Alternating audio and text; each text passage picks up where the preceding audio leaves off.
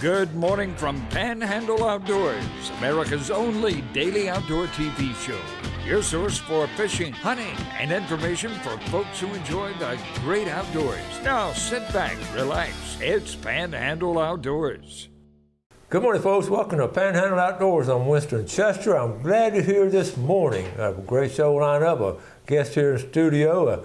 We're not really a guest, just part of the Panhandle Outdoors team is here this morning. Let's take a look at our weather. Brought to us by Gulf Coast Air Conditioning, Drew Pollard and hard-working crew, taking care of our everyday comfort needs. High today, 89, low 78. The water temperature at the end of the pier remains high at 82 degrees. River readings are brought to us by Panama City Coca-Cola, and I don't have the river readings this morning, so you just have to run down there and look at it, see if it's rising or dropping. All right, now we do have our tide chart brought to us by Kent Forest Lawn. Neap tides today, not much going on. Yesterday was neap tides, but this weekend, look at this weekend's tides, strong. They're going to be really coming in strong, so go ahead and put that on your calendar to fish those tides this weekend. Marine forecast will be coming out of the west-southwest at about 8 this morning. That was a quick weather. We've got a lot to cover, so let's take a break and we'll be right back. Okay, welcome back. We got, check this guy out. He came in knocking on the door. I couldn't get him. Wandering around, trying to find an open door. We got to get him on because he's going to be traveling. Before we do anything, what kind of trip you got coming up? You talking about a scalloping trip? No, we don't even go there yet. But he's going to miss it. One of the unexplained miracles in life is that Donna has put up with me for 40 years. Yep. This is our 40th anniversary, and she has always wanted to go to Paris, so we are doing that later in August, and I have no interest at all in going to Paris, but we're going on one of those Viking River cruises. Oh, yeah. And where it goes up the river and turns around is at Normandy beachhead. Mm-hmm. So because of my dad, I'm a big World War II, I don't know what you call it, I got a big library of stuff, but Dad, they flew the bomber support over, the invasion of Normandy on D-Day and prior to that, and so that's not why I'm going. That's why I agreed to it. That's how you talked into it. As I want to go to Normandy and I want to see the cemetery over there that I've seen pictures of it, but I want to actually see the beachhead and what those guys had the tremendous effort and sacrifice that they made to try to get up that beachhead. But you seeing pictures of it, it's like seeing pictures of the Masters, Yeah, you got at Augusta National. But until you go there, you have it's any kind of TV doesn't do it justice. So I'm pretty excited about that, and so we're leaving on the 19th, but on the 18th we're going to Atlanta, and I've got tickets to San Francisco Atlanta Braves, so I hadn't seen that. That was actually Donna's idea. We were going up a day early, and she said, "Well, are the Braves in town?" And I started looking for it, and they are. So that's cool. That'd be a nice way to start it off. That's good. So somebody got to stay here and work, so we'll be right here. I'll be gone a week. And the only drawback, you're going to miss the opening of scallop season, but we'll save you some when you get back. Yeah, do that. Okay. Do that. So we still have those plans. So what else you got going? We got our buddy Ricky Green came down and didn't call us. Well, what happened? I thought he was my buddy from 40 years ago or so, but he came into town, didn't call anybody that I know, and then he sent me a picture, which is this little throwback trout that I actually think his son caught it, but because I don't see anything in his mouth, I don't see what he caught him with, so I believe his son caught it, but they were down here and got a chance to go out. Of course, Ricky's a great outdoorsman. He's been a turkey hunter since he could walk, and he still is. And the reason he came down, I want to show this other picture and I'll be done, is that little darling right there is his granddaughter. All right. And they came down to visit her.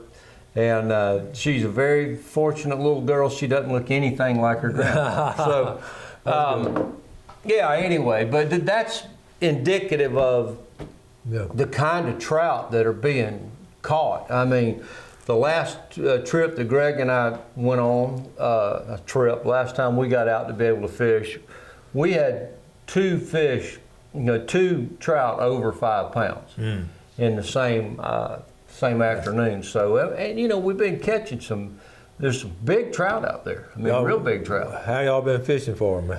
They just ball grounds like what we usually do, or we top water? Or? Unsuccessfully gone and on a perfect time with an incoming tide and gone up in the marshes like at East Bay or West Bay, and place where we've absolutely slayed fish and didn't catch anything.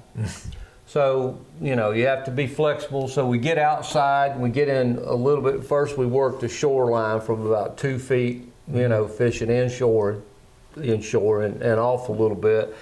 And we, caught some fish like that, and then out in, 2 or 3 feet of water, taking a chance. But you get in that deeper water, you're going to catch catfish, and you're going to catch, skipjacks and that kind of stuff. But with the wind, we've had to love to fish them, the Paul Browns and the Rapalas that are the hard baits, but that are the suspending baits. So, because they're down, they're on top of the water, they're down in there. Yeah, they kind of wind up in the middle of the water column, and so basically what you're doing, if it's too windy like it's been to work top water successfully, trying to find the right wind in the right place, you work that bait just like a top water bait, only under the water. That's good. All right, we got all kind of cool stuff to show you. We're gonna take a quick break and we'll be right back.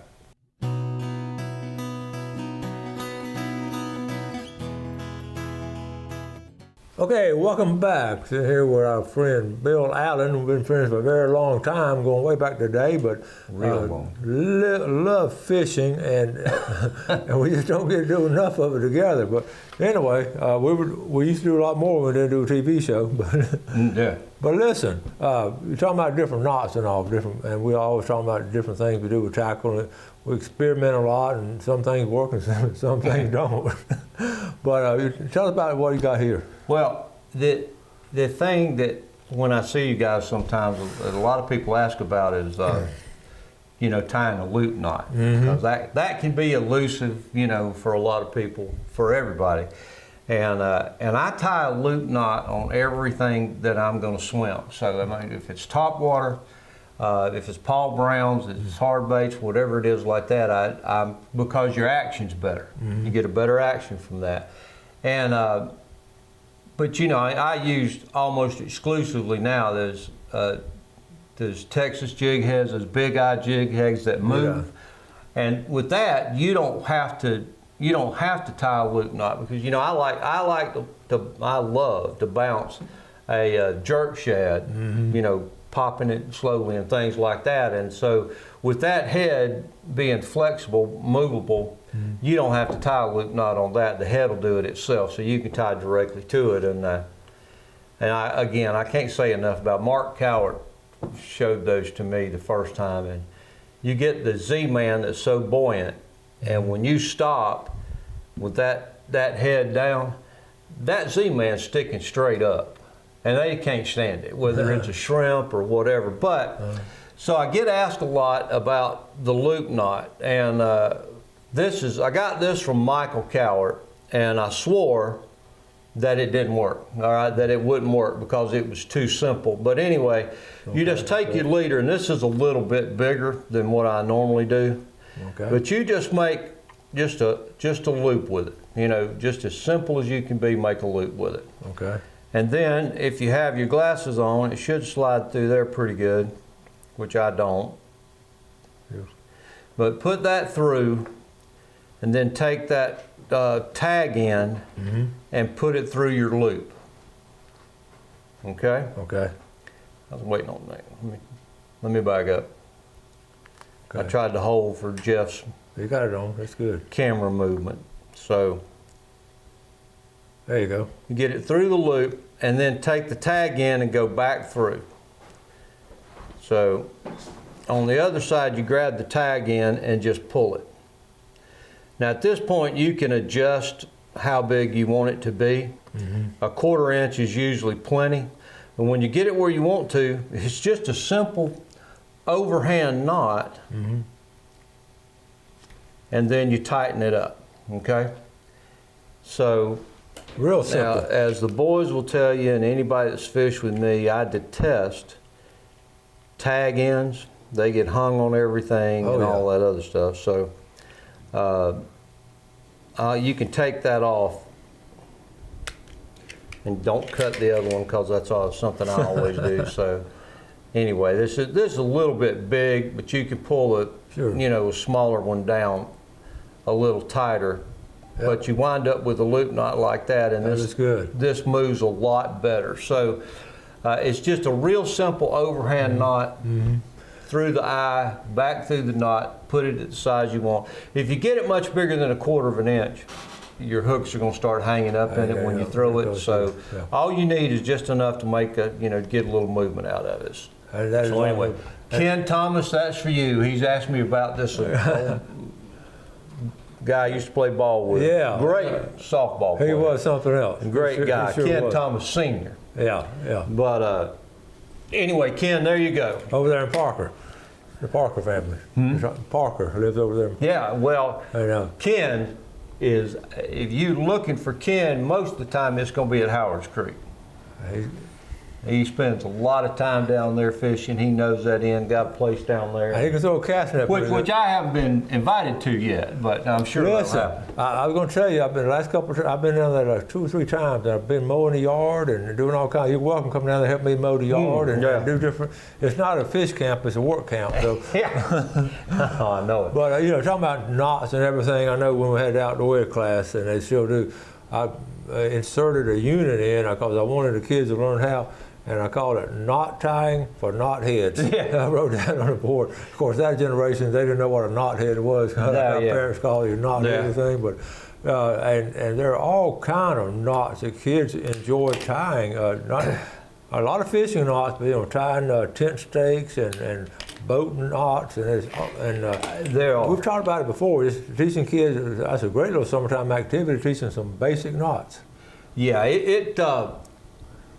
if you have the mental capacity to know several knots, like a lot of people do, there are some great knots out there. And by the way, that loop knot, and when you're tying knots, when you're looking on YouTube, because that's where you learn how to do everything. You can learn how to do an appendectomy on YouTube. So, you want to choose a knot that is 100% line test. So if you've got a 10-pound fluorocarbon leader, you want the 10-pound to be in place. You don't want the knot to diminish. Some knots diminish your breaking strength. So you have to be careful about that. You can't stress the importance of your knot. I mean, because it's got to be such a good knot, it's got to hold that big fish. Because you're okay catching all this meat, but when you catch that real big one, you want it to hold. Yeah, you go through all that trouble, and you lose it because of a technicality. And I've done it, and I imagine everybody has. Once you catch a big fish, or you catch 2 or 3 small fish, you better run your hand down that leader. Okay, it takes about 30 seconds to tie a new leader on there, and if it's nicked, it gets frayed, and you lose a big fish because of that, that's almost as bad as your buddy you fish with all the time knocking the biggest trout you've ever seen off. Is that what he did? I'm not going to mention any names, but there's a certain. You're talking about Greg. Greg, yeah. That's the biggest trout that I've almost caught in years. And what happened? The trout was probably a little green. I did not realize how big it was, and so I'm not going to really share the blame, but I could, I guess. But so he was a little green when I got him to the boat, and we both got kind of excited. Well, Greg grabbed the net, and he doesn't miss too often, but you know, this trout, every time the net went in the water, he wasn't having any part of it. And I was trying to control him. He's running under the boat. I couldn't, at that point, couldn't give him any more line because he was under the boat. Yeah. So even Greg made a stab out of him. The trout moved, slammed into the side of the boat. Ooh. And then I think that loosened the hook, and he came unbuttoned. All right, we're going to take a quick break while Bill answers the phone. We'll be right back.